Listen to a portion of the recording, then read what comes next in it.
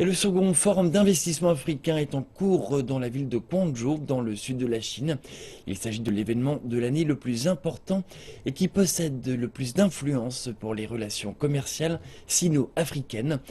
L'événement a déjà conclu des accords de plus de 2,5 milliards de dollars au total.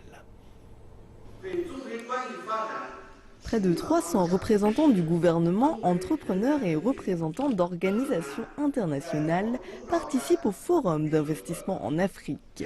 Les leaders chinois et africains sont venus ici à Guangzhou pour réitérer leur engagement de renforcer leurs relations.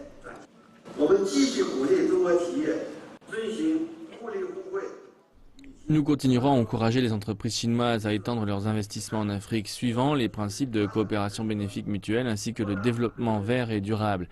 L'investissement chinois a pour but d'aider les pays africains à augmenter les opportunités d'emploi, de protéger l'environnement et d'améliorer le niveau de vie du peuple.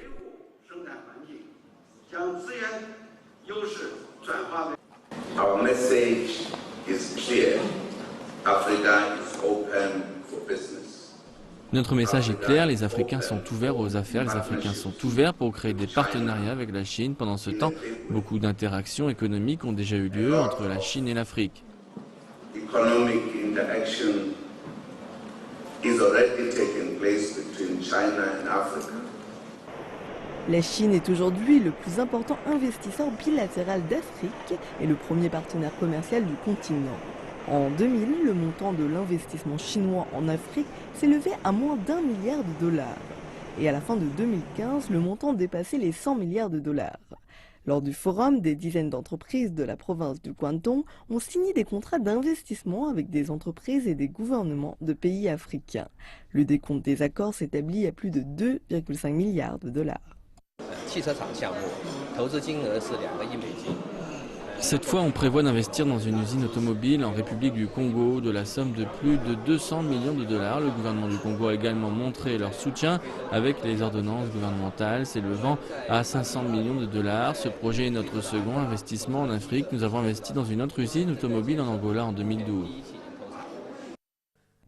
Avec plus de 30 ans de réformes et d'ouverture, de nombreuses entreprises chinoises ont une riche expérience dans le développement de la manufacture et des infrastructures.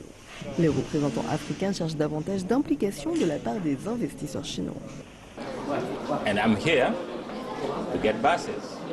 Je suis là pour les bus. Nous avons besoin de bus sur les routes. Il y a un manque de transport. La manufacture dans le pays est une bonne chose pour nous. Pas seulement nous réduirons le temps de trajet, nous aiderons également à créer de l'emploi. Tandis que les liens entre la Chine et l'Afrique se rapprochent, de nombreux fonctionnaires et représentants des pays africains disent vouloir créer davantage d'occasions pour accueillir un nombre croissant d'investisseurs chinois.